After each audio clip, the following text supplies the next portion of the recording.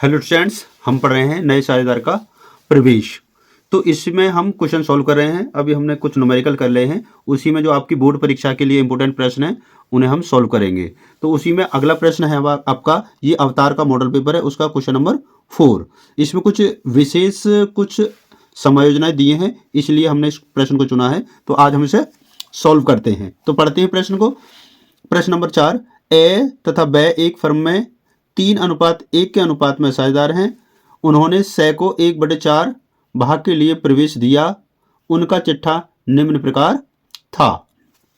देखेंगे दायित्व पक्ष में कर्मचारी भविष्य निधि 17,000, कर्मचारी क्षतिपूर्ति संचय 6,000 रुपये, विनियोग उतार चढ़ाव कोष 4,100, पूंजी दी हुई है ए और ब की। ए की है 54,000 रुपये, बी की है 35,000 यानी 35। उसी के बाद जो हमारी संपत्तियां हैं, संपत्ति पक्ष में हैं स्टॉक 15,000 रुपये, देनदार 50,000 रुपये, इसमें से प्रोविजन माइनस है 2,000 रुपये, तो बचा आपका 48,000 रुपये। उसके बाद विनियोग 7,000 रुपये, रोकड़ 6,100 और ख्याति 40,000 रुपये। ये आपकी बैलेंस शीट दी हुई थी और इसमें कुछ आपके समायोजनाएं हैं। निम्न समायोजनाओं पर सहमति हुई। पहली सहमति है से 16,000 रुपये ख्याति तथा आनुपातिक पूंजी लाएगा। सेकंड है डूबत ऋण 3,000 रुपये हैं, जो आपको इसमें दिए 2,000 रुपये, अब वो कितने हो गए 3,000 रुपये, 1,000 बढ़ गए हैं। उसके बाद विनियोग का बाजार मूल्य 4,500, जो आपके 7,000 के विनियोग थे अब वो कितने के रह गए हैं 4,500 के। आगे कर्मचारी क्षतिपूर्ति दावा 2,000 रुपये है, यानी कि जो आपको कर्मचारी क्षतिपूर्ति संचय है इसके अगेंस्ट 2,000 रुपये का दावा है, यानी कि लाइबिलिटी जनरेट हुई है। आपको करना क्या है प्रश्न में, पुनर्मूल्यांकन खाता तथा साझेदारों के पूंजी खाते बनाइए। यानी कि आपको इसमें दो काम करने, तो रिवैल्यूएशन अकाउंट बनाना है और दूसरा है पार्टनर्स कैपिटल अकाउंट। तो करते हैं इस क्वेश्चन को। फॉर्मेट बनाए हुए हैं मैंने और क्वेश्चन को करना स्टार्ट करते हैं। तो ये है आपका क्वेश्चन नंबर 4 के लिए रिवैल्यूएशन अकाउंट का फॉर्मेट। तो सबसे पहले इसमें जो आपका रिवैल्यूएशन अकाउंट है, इसमें वो सभी एडजस्टमेंट आएंगी जो आपकी संपत्ति या किसी दायित्व से जुड़े हुए हैं। तो इसमें हमारा जो संपत्ति है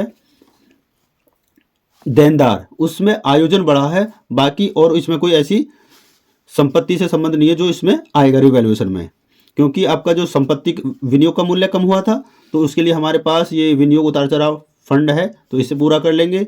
और कर्मचारी क्षतिपूर्ति ये लायबिलिटी बढ़ी है, तो इसके लिए भी हमारे पास संचय है 6,000 रुपये, तो इसमें से हो जाएगा। तो सिर्फ हमारा ये देनदार वाला है ये इसमें आएगा, तो लिखेंगे इसके लिए to provision for bad debts. अब हमारे पास पहले 2,000 का था, अब 3,000 है, तो बढ़ गया हमारा कितना, तो लिख लेंगे यहाँ पे 3,000 माइनस के 2,000। तो आपकी जो यानी कि लाइबिलिटीज एक तरीके से इसके बढ़ी है प्रोविजन के रूप में, यानी हमारे जो देनदार कम हुए हैं वो 1,000 से कम हुए हैं। और कोई ऐसी इसमें एडजस्टमेंट नहीं है, सिर्फ यही एक एडजस्टमेंट है, यही आएगी इसमें हम कैलकुलेट कर लेंगे। तो इधर का टोटल 1,000 यही आएगा और इधर भी ये लिखा जाएगा क्रेडिट साइड में, और ये बन जाएगा हमारा लॉस। और लॉस को हम जो हमारे साझेदार हैं ए और बी को 3:1 के अनुपात में बांट देंगे। तो ये 1,000 का लॉस है, जिसमें से आपको 3 और 1 4 का भाग करेंगे तो 2,500 यानी कि 25 आ जाएगा। 250 मिलेंगे बी को और 25 × 75 750 मिलेंगे ए को। इस तरीके से बट जाएगा। उसके बाद चलते हैं पार्टनर्स कैपिटल अकाउंट की तरफ। तो पार्टनर्स कैपिटल जो अकाउंट है आपका वो बाय साइड से स्टार्ट होगा, तो लिखेंगे इसके लिए बाय बैलेंस BD। तो सबसे पहले इसमें आपके जो कैपिटल अकाउंट में जो पुराने साझेदार होते हैं उनके बैलेंस लिखे जाते हैं। तो ए का है 54,000, बी का है 35,000 और सी का कुछ नहीं है इसमें। उसके बाद यहाँ से हम लिखेंगे जो आपका रिवैल्यूएशन अकाउंट में प्रॉफिट या लॉस होता है उसे लिखते हैं। ये लॉस है तो लॉस 2 में आता है और प्रॉफिट होता तो बाई में आता है, तो लॉस है 2 में लिखेंगे। 2 रिवैल्यूएशन 750 ए को मिला है और 250 बी को मिला, सी को कुछ नहीं आया अभी। उसके बाद इसी में से देख लेते हैं, अब ये वाली साइड ही देख लेते हैं। ख्याति, ख्याति आपको पुरानी 40,000 दे रखी है, तो आपको ध्यान रखना हमेशा जब भी आपको संपत्ति पक्ष में ख्याति दी हुई हो तो हमेशा उसे हम पुराने साझेदारों को उनके पुराने अनुपात में 2 साइड में बांट देंगे। 2 गुडविल, तो 40,000 है, 3 अनुपात 1 में बांटेंगे तो इसको मिलेंगे 30,000 और इसको मिल जाएंगे 10,000 डैश। इसके बाद अब इनको लिए बांटते हैं, क्या क्या बचता हमारा। सबसे पहले देखते हैं कर्मचारी क्षतिपूर्ति। कर्मचारी क्षतिपूर्ति आपका लिखेंगे बाय वर्कमैन कंपनसेशन रिजर्व। हमें बांटना किस तरीके से है, तो हमारे पास जो कर्मचारी क्षतिपूर्ति है वो है संचय में 6,000, लेकिन इसके अगेंस्ट लाइबिलिटीज भी आई है कितनी की 6,000 माइनस 2,000, तो बचा आपके पास 4,000। अब इस 4,000 को आप बांट देंगे किस रेशो में, 3:1 के रेशो में। इसमें बांट देंगे 3:1 में, तो इसको मिल जाएंगे 3,000 ए को और बी को मिलेंगे 1,000 डैश। उसके बाद दूसरा क्या है आपके पास, दूसरा है इन्वेस्टमेंट यानी विनियोग उतार चढ़ाव कोष, तो इसे भी लिखेंगे बाय इन्वेस्टमेंट फ्लक्चुएशन रिजर्व या फंड लिख सकते हैं, आर से कोष लिखा है तो फंड लिख सकते हैं। सेम इसका भी यही है, तो यानी कि जो वैल्यू है वो हमारी 7,000 थी इन्वेस्टमेंट की, वो रह गई है 45,000 रुपये, तो 7,000 में से 4500 माइनस करेंगे तो कितना आएगा 2500, और 2500 को माइनस कर देंगे आप अपने 4100 के रिजर्व में से 2500, और ये आ जाएगा आपका 1,600 रुपये, और 1,600 रुपये को आप बांट देंगे किस रेशो में, 3:1 में। तो 3:1 में 4 आ गया और 4 का भाग 16 में करेंगे तो 4 चौक 16, यानी कि 4 तिया 1200 मिलेंगे ए को और 400 मिलेंगे बी को, सी में डैश। इस तरीके से ये हो जाता है आपका। इसके बाद आपका और क्या इसमें ऐसी कोई एडजस्टमेंट शायद अभी नहीं बची है, देख लेते हैं एक बार। इन्वेस्टमेंट हो गया, डूबत ऋण हो गया, ये आ गया। हाँ, एक और बच गई है हमारी एडजस्टमेंट, जो है आपकी क्या नाम था इसका, जो नया साझेदार आया है गुडविल का जो पैसा लेकर आया, तो उसके लिए लिखेंगे हम प्रीमियम फॉर गुडविल, क्योंकि अभी उसका पैसा नहीं लाया तो ये लाया है गुडविल का 16,000, तो 4 चौक 16, तो सेम ऐसे ही इसके आ जाएंगे 12,000 और ये आ जाएंगे 4,000 ये।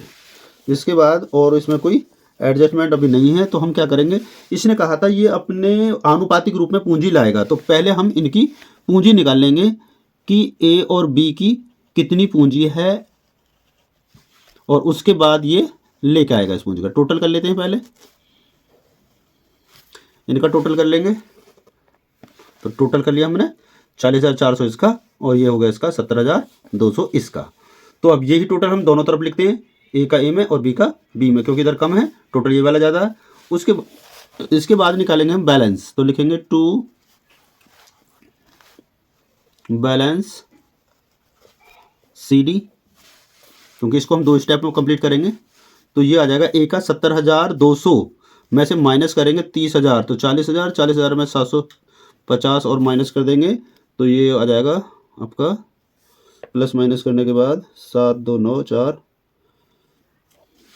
0, ये 5 और 11, 11 में से 4 और ये बचा आपका 9 और ये बचा आपका 3, 39,450। ऐसे ही से माइनस करेंगे 30,000, 30,400 में से 250 माइनस करेंगे तो ये बचेगा आपका 30,100 400 हाँ 150, ये आ गया।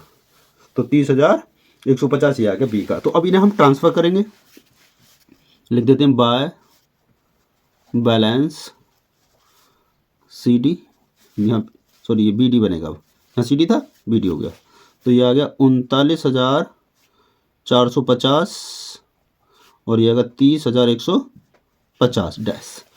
अब एक छोटा सा वर्किंग नोट करेंगे हम, तो टोटल कैपिटल हो जाएगी। पहले हम करते हैं, यानी कि जो सी आया है, सी का शेयर है 1/4 भाग, और जो शेष बचेगा यानी कि रिमेनिंग बचेगा, रिमेनिंग होगा आपका 1 - 1/4 इक्वल 3/4, यानी कि एलसीएम लेके माइनस कर लेंगे तो 3/4 बचेगा। अब 3/4 हिस्से में आपके ए और बी हैं। 3/4 के लिए ए और बी की टोटल कैपिटल कितनी है, तो लिखेंगे टोटल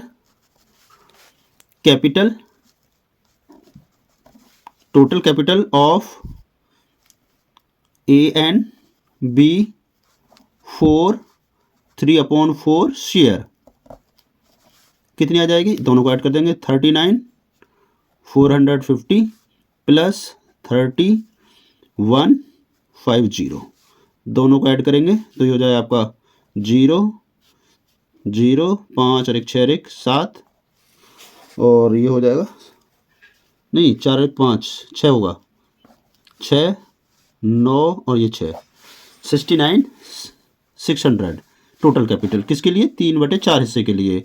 तो फर्म की टोटल कैपिटल लेंगे, टोटल कैपिटल